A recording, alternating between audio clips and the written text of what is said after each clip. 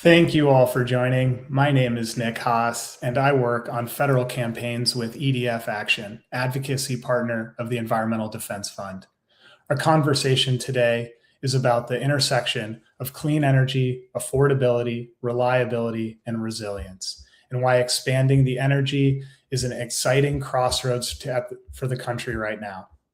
We'll talk about the benefits of clean energy for our wallets, our infrastructure, and our economy. We'll also discuss the barriers standing in the way of bringing more affordable energy online and how the Energy Bills Relief Act aims to address those challenges. The reality is that increasingly the cheapest form of new electricity on the market today are also some of the cleanest. Wind and solar are now among the lowest cost sources of power available. And unlike fossil fuels, they aren't subject to the volatile global price swings that can send energy bills skyrocketing overnight. At a time when electricity demand is rapidly increasing, driven in part by growth of data centers and new technologies, the United States needs affordable energy more than ever.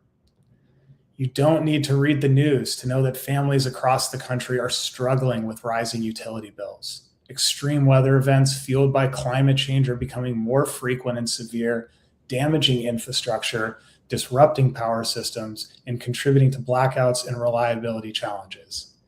Aging transmission systems and an outdated grid are making it harder and more expensive to deliver electricity where it's needed most. Despite broad public support for clean energy, we're seeing politically driven efforts to block clean energy projects across the country.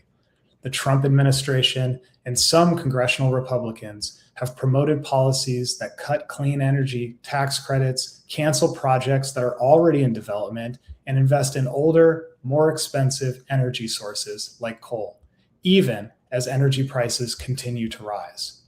By obstructing new clean energy deployment, they are effectively driving up costs for American families and businesses.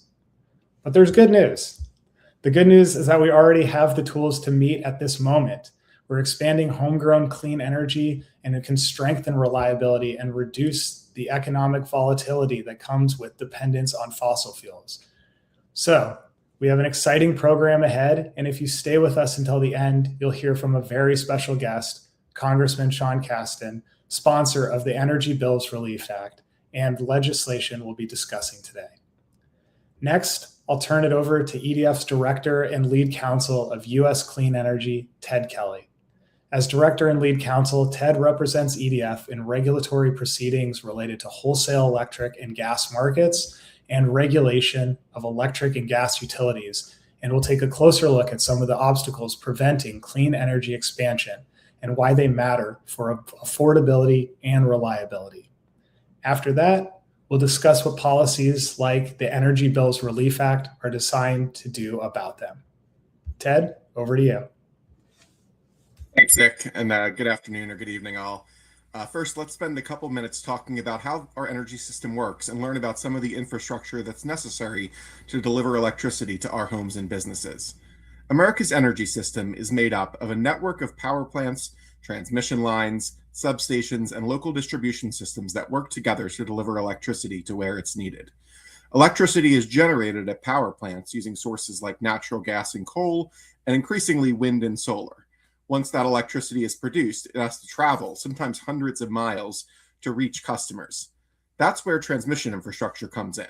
High voltage transmission lines, like you might see along the highways, carry large amounts of electricity across long distances from where energy is generated to population centers.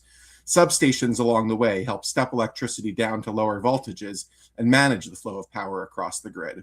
From there, local distribution lines, the poles and wires people see in their neighborhoods and connected to their houses and apartments, deliver electricity directly to homes, schools, hospitals, and businesses. The electric grid must constantly balance supply and demand in real time. If too little electricity is available, blackouts can occur. And when infrastructure is damaged by storms, heat waves, wildfires, or flooding, reliability suffers and repairs can be extremely costly. Today, America's grid is under growing pressure, largely due to increased demand. While local solutions like rooftop solar and household batteries Smart thermostats and energy efficiency are helping us meet that demand, we also know that more large-scale clean energy is needed. But our outdated system was not built to handle the scale or variety of energy needed today. Here are some of the primary issues. First of all, insufficient transmission. The United States has enormous renewable energy potential. There is enough wind capacity in the Great Plains, enough solar potential in the southwest and across rooftops nationwide, and enough offshore wind potential along all of our coasts to generate far more electricity than the country currently uses. The challenge is that these resources are often located far from the cities and industries that need that power, and the US doesn't have enough high-capacity transmission lines to move clean energy from where it's generated to where it's needed. And we haven't been expanding our transmission system quickly enough or with enough focus toward meeting modern needs. This chart here shows that, if anything, our transmission system growth has been slower in recent years rather than faster as it needs to be. Individual new transmission lines can serve as extension cords to help get clean power plugged in more quickly and move it to where we need it. But in the long term, it's even more important to build a strong national network of transmission lines that will support sharing of clean energy across the country, like rewiring our house to meet the current needs instead of just relying on extension cords as a solution. This is especially important because the transmission system that we do have in place is really aging. A large share of US transmission infrastructure was built in the 60s and 70s when power systems were designed primarily around large fossil fuel plants located relatively close to where electricity is consumed. These older lines are making our energy system increasingly vulnerable to bad weather and natural disasters, subject to extreme weather damage, outages, reliability issues, and costly repairs. This combination, combined with the increased demand that we're seeing for electricity now, causes interconnection backlogs, meaning that new clean energy projects often take years to connect to the grid. Modernizing and expanding transmission infrastructure is essential for improving reliability and meeting growing electric demand in the years ahead. The next key thing to focus on is grid reliability. If transmission lines are one part of our energy system, the grid is how we describe that whole system of infrastructure, generating, moving, and delivering electricity from power plants to your home. There are similar challenges here to what I just discussed on transmission lines specifically. Much of the grid, including substations, transformers, and local distribution systems, is decades old and increasingly expensive to maintain. Older equipment is more vulnerable to failures and outages, carries greater wildfire risks, and extreme weather puts additional pressure on that already vulnerable system. All these factors lead to damaged infrastructure, and the expensive repairs necessary to fix the infrastructure often get passed on to the customer through utility bills. Many grid systems also still rely on outdated technology that limits efficiency and flexibility. This also means the grid has difficulty integrating multiple sources of energy, storing that energy, and managing fluctuating supply and demand. Essentially, we're trying to run a 21st century energy system on a 20th century grid. There are many new modern technologies that can better manage electricity flows, integrate renewables, respond to outages faster, and increase the capacity of even existing transmission lines in cases where it's going to take some time to build our system up. Another key challenge here is the permitting process. Building new clean energy projects and upgrading our energy infrastructure often requires multiple approvals across the federal, state, and local governments. Permitting is an important part of the process. It not only ensures that new projects will be built safely and responsibility, but also that nearby communities have the opportunity to provide input and that ecosystems and other environmental impacts are taken into consideration.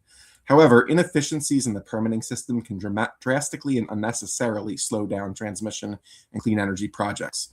The permitting system today is one of the primary bottlenecks slowing clean energy expansion and grid modernization. A single transmission line may cross multiple states, counties, and towns and cities, each with its own permitting requirements and approval timelines, leading to a process that is often fragmented, unpredictable, and understaffed. Projects that are fully funded and ready to be built can be stalled for years, increasing costs and slowing progress. As you see in this chart, a process that used to take around 2 years on average now takes an average of 5 years, with some parts of the country it even being significantly more than that. To make matters worse, the Trump administration has increasingly used permitting processes in bad faith to slow, block, or increase uncertainty around clean energy projects. We've seen that most often in relation to federal permits for offshore wind, where many previously approved offshore wind projects have been rejected or had their permits reopened by the administration. This chart further shows that project developers cite permitting issues, including local ordinances and zoning, as one of the top causes of delays or cancellation, as well as grid interconnection issues, which relates to both the shortage of transmission we already discussed, as well as the fact that those transmission projects as well need to go through a permitting process. It also shows community opposition as an important cause of cancellation, which really reflects the importance of developers engaging with communities early and in good faith. Permitting reform requires striking a balance between maintaining strong environmental and community protections while also building critical infrastructure and clean energy projects quickly enough to meet rising electric demand, strengthen grid reliability, and lower costs. And I'll turn it back over to Nick to talk about some of the EBRA, some of the ways that the Energy Bills Relief Act addresses that. Thanks, Ted, for that insightful approach to grid reliability and transmission. We know these tools can unlock energy solutions nationwide if the right legislation is in place. And that's why next we will be hearing about the types of legislation ready to help projects nationwide bring costs down to consumers. As always, I'm inspired by our experts here at EDF and finding the ways that work. And speaking to this will be Veronica Uncono, who represents EDF in federal and state regulatory proceedings related to energy transmission and clean energy. Her areas of expertise include transmission, interconnection, clean energy policy, utility regulation, and wholesale electricity markets. Over to you, Veronica. Thanks, Nick. Good evening, everyone. So we heard Ted outline the bottlenecks to clean energy expansion, but thankfully with the leadership of Representatives Caston and Levin, there is a bill in Congress aimed to tackle these challenges, lower our emissions, and put more money in Americans' pockets. The proposed Energy Bills Relief Act is designed to lower electricity costs by modernizing the U.S. power grid, speeding the deployment of new energy infrastructure, and providing direct and immediate relief to consumers. A major focus of that bill is fixing three connected problems: slow permitting, weak grid reliability, and inadequate transmission capacity. The bill aims to reduce delays that slow clean energy and transmission projects by doing four things. The first is expediting the process for connecting new power sources to the grid. This is often known as interconnection reform. The second is streamlining permitting for projects like community solar.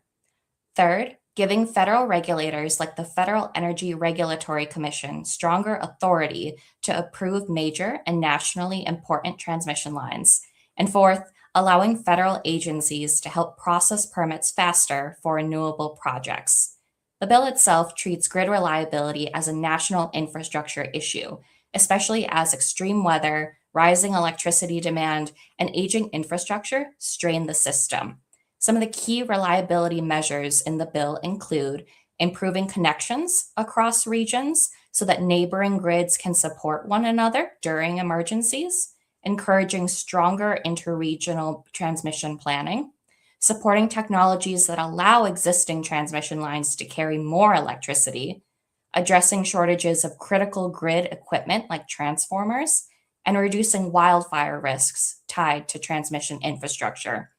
Transmission is one of the bill's biggest priorities because in many parts of the country, we don't have enough transmission capacity to move clean electricity from where it's generated to where it's needed. So this act proposes to create tax incentives for new transmission infrastructure, improve cost-sharing rules so that the costs of large transmission projects are distributed based on who benefits, expand high-voltage interstate transmission capacity and offshore transmission development, and invest in advanced grid-enhancing technologies that can move electricity over existing lines. All of these reforms aim to address the underlying structural challenges that increase costs and prohibit cheaper energy resources like wind and solar from coming online. But the Energy Bills Relief Act also includes several more immediate cost-saving measures, including restoring the clean energy and home efficiency tax credits that were canceled by President Trump's Big Beautiful Bill. And these are the tax credits that would have helped families and businesses invest in clean energy, home weatherization, and efficiency upgrades. The bill also provides direct financial assistance to families struggling to pay their energy bills. The bill also incentivizes utility providers to lower household costs and prevent large electricity users like data centers from shifting costs onto households. So, at its core, this bill aims to build an energy system that is more affordable, more reliable, and aligned with modern day needs, all while tackling one of the largest threats, climate change. With over 150 co sponsors in the House of Representatives, this bill reflects a broad range of support from members of Congress and their constituents and underscores both the nationwide need for this legislation and the diverse coalition behind it. So, in this next section, we'll hear from the architect of this historic legislation. Thanks, Veronica. As you mentioned, we'll be hearing a short recorded message from Representative Sean Casten from Illinois' 6th District. As a scientist, clean energy entrepreneur, and now a member of the Congress representing the western suburbs of Chicago, Congressman Sean Casten has dedicated his life to fighting climate change. Rep. Casten draws upon his previous private sector experience in Congress to craft market-based solutions to reduce emissions while creating jobs and spurring economic growth. The Energy Bills Relief Act legislation was introduced in the U.S. House of Representatives by Sean Casten and Representative Mike Levin. And as Veronica said, the bill has now the support of a broad range of members who come from all energy issues with different districts and different lens, and now has almost 150 co-sponsors. We are excited to hear about the work he is doing with constituents on making sure our energy bills are affordable for all Americans. My friends at EDF, Congressman Sean Casten here. Look, let me just start with the obvious. Energy is too damn expensive right now, and the planet is warming way too fast. Both of those have the exact same cause, namely an energy policy in the United States that has always put the interests of consumers ahead of the interests of producers, that has directly incentivized the digging, drilling, refining, distribution, and pollution of expensive sources at the expense of free energy sources that are available to everybody, which means that we pollute more than we have to and we spend more money than we have to. We don't have to have it that way. We can fix that. And what Mike Levin and I have done through our Energy Bills Relief Act is introduced a piece of legislation that would overhaul the way our energy policy works, would overhaul the way that we permit assets, so that energy producers could now, wait for it, this is a crazy idea, actually profit when they lower your costs instead of treating that as a zero-sum game. Have an incentive to go and accelerate your state's realization of their RPS goals, partly for environmental reasons, but also because that leaves more money in your wallet. I'm really happy to announce that we're up to 150 Democratic co-sponsors, maybe even over 150 by the time you hear this, which is great. We are very well positioned going into the next Congress, but our work isn't done yet. So my ask of you all, review the bill. If you've got issues, let us know, but educate people on it, educate your neighbors, let them know that we don't have to choose between the planet we leave for the next generation and how much money we leave in the wallets of our generation. We can do both. And if your member of Congress hasn't supported, call them up, get them on. We need to get this done. We need to get it done yesterday. There is no conflict. We just have to be absolutely unambiguous about what our priorities are. I know you share those priorities and appreciate all your help. Thank you. Thank you, Rep. Casten, for sharing that important message. We need bold solutions to our toughest energy challenges, and the Energy Bills Relief Act is a comprehensive approach that can save hardworking families money and upgrade our grid to meet the challenges we face today. Now the part where we need you, the viewer. We have a few minutes and would love participants to use their voices to build support for the Energy Bills Relief Act. You'll see in the chat a link to send a message to your member of Congress urging them to co-sponsor this pivotal legislation. And if you're interested in sharing with others in your community, feel free. The more folks we can get to voice their support to their elected officials now, the better position it puts us all in move on these issues when we're able to elect climate majority in Congress. Again, please take a moment to send a message to your representative using the link below. It only takes 1 second.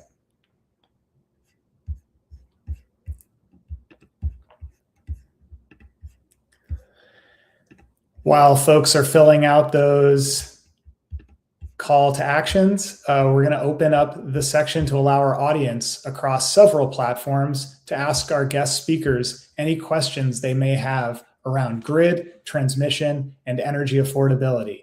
So at this time, if you haven't entered a question in the chat yet, feel free to do so now, and we should be able to answer a couple of the audience questions. And there are lots of questions in the chat.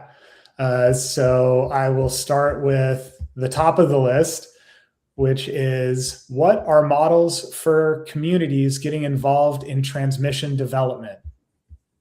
That's a great question. I recommend reviewing EDF's newest report on community benefit agreements beyond the wires. This report includes several successful case studies of transmission projects with community benefit agreements, and the report highlights a clear trend.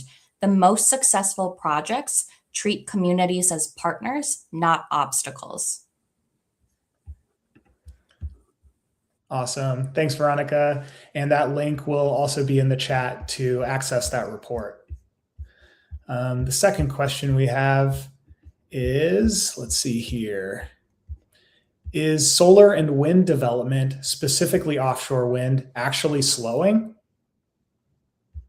So despite the challenges I described earlier, we have seen continued progress in getting clean energy built and online, including 5 new offshore wind projects being finished this year and next year that, despite attacks from the federal government, are close to completion and are already providing partial energy to the grid. Collectively, they'll provide enough energy to power more than 2.5 million homes by the time they're complete next year.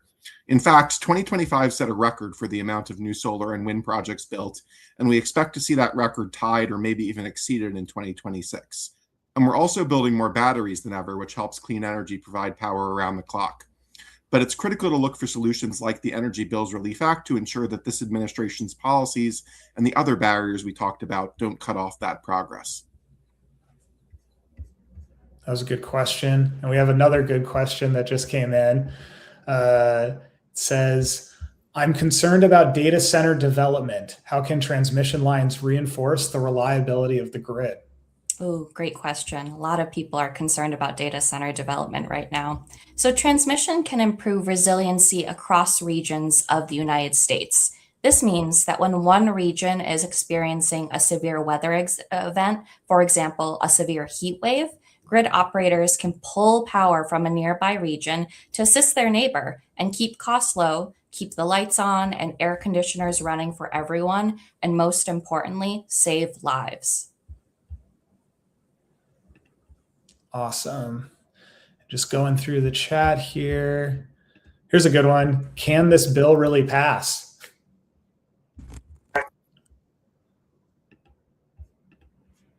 It's a good question.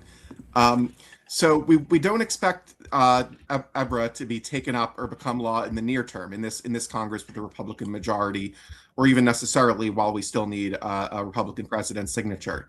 But legislation like EBRA does really important work to set the landscape for a future Congress that is more interested in working to promote clean energy solutions.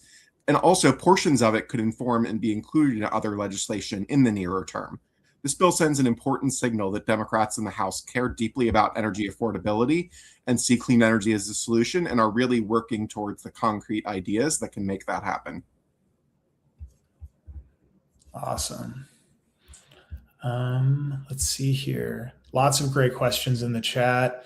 I think we have time for one or maybe two more.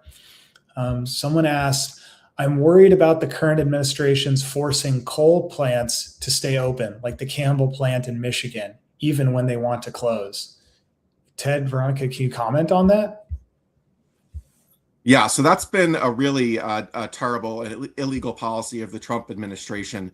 More than, I think, at least 6 coal plants that were scheduled to retire last year have been required to stay open because of that. And they're causing, it's really significant pollution that's harming the health of local residents, as well as having enormous costs. The Campbell plant in Michigan alone is imposing costs of $180 million so far on ratepayers in the region. That's more than $600,000 a day to keep open this plant that's supposed to be retired by now. Environmental Defense Fund, along with some other environmental advocates, and also some of the states involved, have sued the Trump administration to try to reverse that unlawful policy. And we just had an oral argument on that in court in DC 2 weeks ago. So we're really hopeful that we'll get a decision soon that will reverse these policies and require those plants to actually retire as they were scheduled to. Sounds good. We have one question that was asking about the bill number. It's HR 7977. That's the bill number for the inquisitive person that asked that question. I didn't know that off the top of my head either, so I'm glad you asked it. And at that time, I'll take a moment to just again thank you to our amazing panel of experts, Ted Kelly and Veronica Uncono, and you as the viewer for taking the time to learn about the Energy Bills Relief Act, grid, transmission, and energy affordability. It's no secret that climate progress has been a challenge in our current political landscape, but our goal is to gather momentum and support in communities across the country so we can be ready to move swiftly when we have a more favorable Congress as soon as even this fall. We have several resources if you're interested in learning more about power in the grid in the chat. We hope you have a great evening. Thanks again.